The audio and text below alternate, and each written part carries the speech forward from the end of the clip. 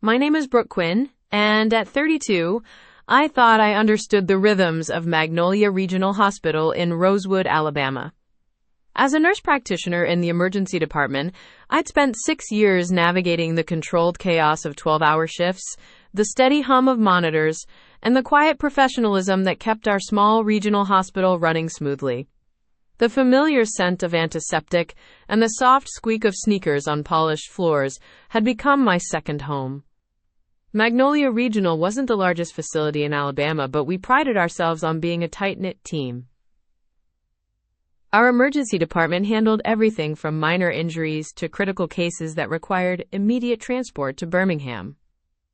The staff knew each other's coffee orders, covered shifts without complaint, and celebrated birthdays with grocery store cake in the break room. It was the kind of place where trust wasn't just expected, it was essential. That trust began to feel different in early September, though I couldn't pinpoint exactly when the shift started. Small things, really. Conversations that stopped when I entered the nurse's station, glances exchanged between colleagues during morning huddles. The way certain staff members seemed to cluster together during breaks, their voices dropping to whispers when others approached. I first noticed it during a particularly busy Thursday evening shift. The trauma bay had just cleared after a motor vehicle accident, and I was updating charts in the Epic system when I overheard fragments of a conversation from the supply room. Something about documentation and reimbursement schedules. The voices were too low to identify, but there was an urgency that seemed out of place for routine administrative talk. When I walked past the supply room, the conversation stopped entirely. Two figures moved deeper into the storage area, their scrubs rustling against the metal shelving. I continued to the break room, but the feeling lingered, like walking into a room where people had just been talking about you.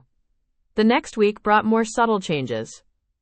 Certain staff members seemed to have inside information about schedule changes before they were officially posted. Premium weekend shifts and holiday assignments appeared to follow patterns that didn't align with our usual rotation system. When I asked about the new scheduling protocol during our monthly department meeting, the charge nurse deflected with vague mentions of administrative updates and efficiency improvements. Dr. Martinez, our emergency department director, seemed increasingly preoccupied during staff meetings. His usual detailed updates about department metrics and quality measures became shorter, more perfunctory. He spent more time reviewing paperwork during breaks, his brow furrowed as he cross-referenced documents that he quickly tucked away when others approached. The atmosphere in our usually collegial department began to feel strained. Lunch conversations became more guarded. The easy camaraderie that had defined our team started to fracture into smaller groups, each seeming to guard information that had once been freely shared. Even routine interactions felt different, more formal, more careful. I tried to dismiss these observations as paranoia, the result of too many long shifts and the natural stress of emergency medicine. But the feeling persisted, growing stronger with each passing day. Something was happening at Magnolia Regional. Something that went beyond the normal challenges of hospital administration and patient care. The unease settled in my chest like a weight I couldn't shake, following me home after shifts and creeping into my thoughts during quiet moments. Whatever was happening in the shadows of our department, I had the growing certainty that it would eventually surface. And when it did, nothing at Magnolia Regional would ever be the same. The foundation of trust at Magnolia Regional had been built over 3 years of working alongside Marcus Rivera, our senior trauma nurse. When I first arrived as a newly certified nurse practitioner, Marcus had been the one to show me the unwritten rules of emergency medicine, which attending physicians preferred direct communication, how to navigate the complex web of hospital politics, and where to find the best coffee during those brutal overnight shifts. Marcus had a way of making everyone feel valued. He remembered birthdays, covered shifts when colleagues faced family emergencies, and somehow always knew which staff members needed encouragement after particularly difficult cases. His reputation extended beyond our department. Administrators sought his input on policy changes, and newer staff members gravitated toward his steady presence during chaotic moments. What made Marcus particularly invaluable was his role in coordinating premium shift assignments and holiday scheduling. The emergency department operated on a complex rotation system that balanced seniority, specialty certifications, and personal preferences. Premium shifts, those with higher pay differentials for weekends, holidays, and overnight coverage, were highly sought after, especially among staff members supporting families or paying off student loans. Marcus had developed an intricate understanding of everyone's financial needs and personal circumstances. He knew that Sarah Chen was saving for her wedding, that David Thompson was supporting his elderly parents, and that Jennifer Walsh was working extra shifts to pay for her daughter's college tuition. His scheduling recommendations to administration seemed to reflect a genuine concern for staff welfare, ensuring that those who needed premium shifts most often received them. The certification reimbursement program was another area where Marcus's guidance proved invaluable. Magnolia Regional offered financial support for continuing education, specialty certifications, and professional development courses. The application process was notoriously complex, requiring detailed documentation of course costs, travel expenses, and proof of completion. Marcus had helped dozens of staff members navigate the paperwork, often staying late to review applications and ensure all requirements were met. I had benefited from his assistance multiple times. When I pursued my trauma certification last year, Marcus walked me through every step of the reimbursement process. He explained which expenses qualified for coverage, helped me organize receipts and documentation, and even reviewed my application before submission. The $3,200 reimbursement I received covered nearly all my certification costs, making the financial burden manageable. His expertise extended to understanding the nuances of different certification programs. He knew which courses offered the best value for continuing education credits, which instructors were most effective, and how to maximize reimbursement amounts within hospital policy guidelines. Colleagues regularly sought his advice before enrolling in professional development programs. But as autumn progressed, subtle inconsistencies began to emerge in Marcus's behavior. During a staff meeting in early October, he seemed unusually defensive when Dr. Martinez questioned discrepancies in the certification reimbursement budget. The department had apparently exceeded its allocated funds for professional development, despite having fewer staff members pursue certifications compared to the previous year. Marcus's explanation focused on increased course costs and new accreditation requirements, but his usual confidence seemed forced. He shuffled through papers unnecessarily and avoided direct eye contact with Dr. Martinez during the discussion. The meeting ended with a promise to provide detailed budget breakdowns by the following week. I noticed changes in his scheduling recommendations as well. Staff members who had previously received favorable assignments began expressing frustration about being passed over for premium shifts. The pattern seemed random at first, but gradually I realized that those who questioned administrative decisions or expressed concerns about department policies were less likely to receive preferred scheduling. The breaking point came in late October when I decided to review my own certification reimbursement records. I had been considering pursuing an advanced cardiac life support instructor certification and wanted to understand my remaining professional development budget for the fiscal year. The Human Resources Department provided me with copies of all my reimbursement claims dating back to my hire date. As I reviewed the documents in my apartment that evening, something immediately struck me as wrong. The trauma certification reimbursement from the previous year showed a total payment of $4,800, significantly higher than the $3,200 I had actually received. According to the paperwork, I had been reimbursed for course fees, travel expenses, hotel accommodations, and meal allowances that far exceeded my actual costs. My hands trembled as I cross-referenced the hospital's records with my own receipts and bank statements. The documentation showed claims for a luxury hotel in Atlanta, expensive restaurant meals, and airfare costs that were nearly double what I had actually paid. Someone had inflated my reimbursement claim by $1,600, but I had never received that additional money. I spent the next several hours reviewing every detail of my certification experience. I had driven to the training facility rather than flying, stayed at a budget hotel, and eaten most meals at fast food restaurants to minimize costs. The receipts I had submitted to Marcus clearly reflected these modest expenses. Yet somehow the final reimbursement claim bore little resemblance to my actual costs. The implications began to crystallize with sickening clarity. Marcus had access to all reimbursement applications before they were submitted to administration. He reviewed documentation, verified expenses, and often hand-delivered completed applications to the Human Resources Department. If someone was falsifying reimbursement claims, Marcus was in the perfect position to manipulate the system. I thought about all the colleagues he had helped with their certification applications. How many others had experienced similar discrepancies? How long had this been happening? The trust I had placed in Marcus, the gratitude I had felt for his guidance, now felt like complicity in something I didn't yet fully understand. Sleep eluded me that night as I wrestled with the decision of what to do next. Marcus wasn't just a colleague, he was someone I had considered a mentor and friend. The thought of confronting him filled me with dread, but the evidence was undeniable.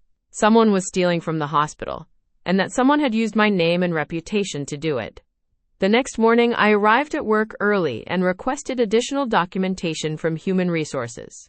I needed to see the original applications and supporting materials for my certification reimbursement. The records clerk, Patricia Morales, seemed surprised by my request but agreed to pull the complete file. When I reviewed the original application later that day, my worst fears were confirmed. The document bore my signature, but the expense details had been altered after I had signed it. Someone had used correction fluid and careful handwriting to inflate costs and add expenses I had never incurred. The alterations were subtle but unmistakable once I knew what to look for.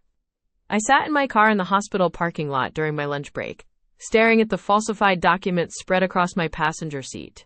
The betrayal cut deeper than the financial implications. Marcus had used my trust, my gratitude, and my reputation to commit fraud. He had put my career and professional integrity at risk for his own financial gain. The weight of discovery settled over me like a suffocating blanket. I had to decide whether to confront Marcus directly or report my findings to administration. Either choice would irrevocably alter the dynamics of our department and potentially destroy relationships I had spent years building. But as I looked back at the hospital where I had dedicated 3 years of my career, where I had trusted a colleague with my professional future, I knew there was really only one choice. The betrayal was complete, and now I had to find the courage to expose it. The decision to report Marcus felt like stepping off a cliff into unknown territory. I spent the weekend researching hospital policies and procedures, preparing myself for what would likely be a lengthy and uncomfortable process. Monday morning arrived with the weight of inevitability. I scheduled a meeting with our Chief Nursing Officer, Diana Castellanos, for Tuesday afternoon. Diana had always been fair but thorough in her approach to departmental issues. I hoped her reputation for integrity would serve me well in this situation. Before the meeting, I made copies of all the documentation I had gathered, organizing everything into a clear timeline of events. The falsified reimbursement forms, the original applications, and my own records painted a damning picture of systematic fraud. I also documented every interaction I could remember with Marcus regarding the certification process, noting dates and witnesses where possible. Tuesday afternoon came too quickly.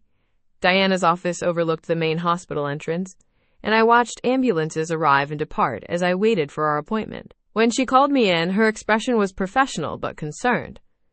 "Brooke, you mentioned this was regarding a serious matter. What can I help you with?" I took a deep breath and began laying out the evidence methodically. Diana listened without interruption as I explained the discrepancies in my reimbursement documentation, the altered expense reports, and Marcus's role in facilitating the entire process. Her expression grew increasingly grave as the scope of the fraud became clear. "These are serious allegations," she said finally, examining the falsified documents. "You understand that this will require a formal investigation?" "I understand completely. I wouldn't have come forward if I wasn't certain of what I found." Diana nodded slowly. "I'll need to involve our compliance department and potentially external auditors. This type of financial misconduct falls under federal healthcare fraud statutes. Are you prepared for that level of scrutiny?" The reality of what I was setting in motion hit me fully. This wasn't just about Marcus anymore. It was about the integrity of our entire reimbursement system. "I'm prepared. This needs to be investigated properly." Within hours of my meeting with Diana, the hospital's compliance officer, James Rivera, contacted me to schedule a formal interview. The investigation moved swiftly once it began. By Thursday, Marcus had been placed on administrative leave pending the outcome of the inquiry. The news spread through the trauma department like wildfire. Colleagues who had worked with Marcus for years struggled to believe the allegations. Some viewed me with suspicion, wondering if I was somehow involved or if this was a misunderstanding that had spiraled out of control. The isolation was immediate and painful. Lunch conversations stopped when I approached tables in the cafeteria. Colleagues who had been friendly became professionally distant. I understood their confusion and loyalty to Marcus, but it didn't make the ostracism any easier to bear.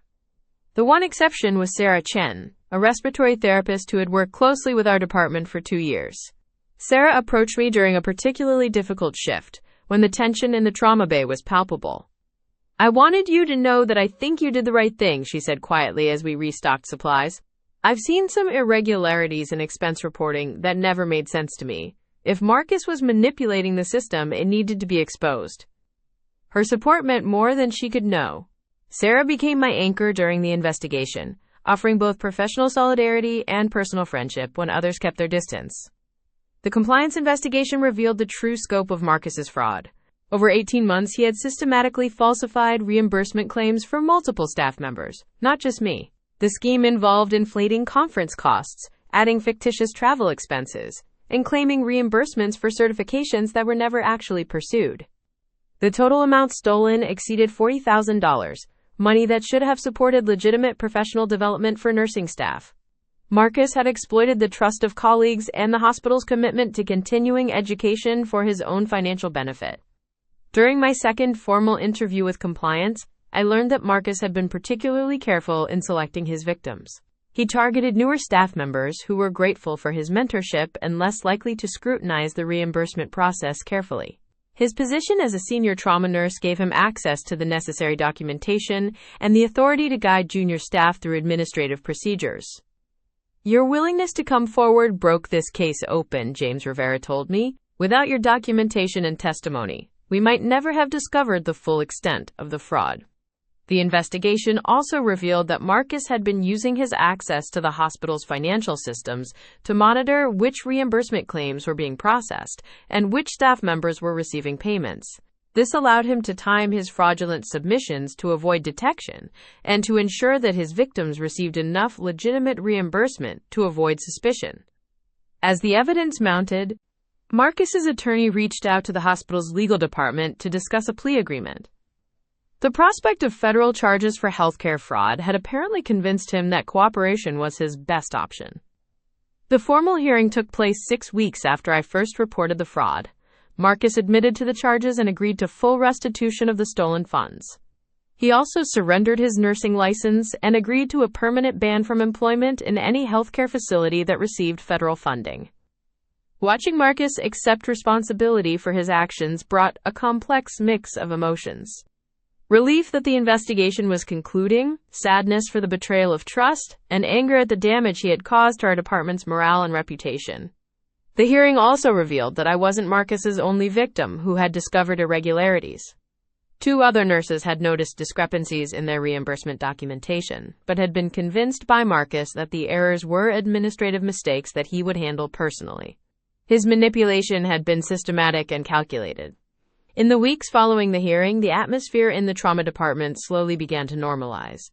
Colleagues who had initially been skeptical of my allegations gradually acknowledged that I had done the right thing. The hospital implemented new oversight procedures for certification reimbursements, including mandatory dual approval for all claims over $500.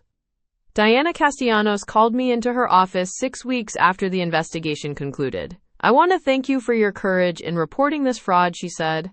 "I know it wasn't easy, and I know it created difficulties for you and the department." She paused, reviewing a file on her desk. "The hospital would like to offer you a position in our compliance training program. We're developing new protocols for financial oversight, and we need someone with your integrity and attention to detail to help implement them."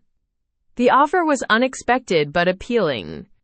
Working in compliance would allow me to help prevent future fraud, while using the painful experience with Marcus to protect other healthcare professionals from similar betrayals.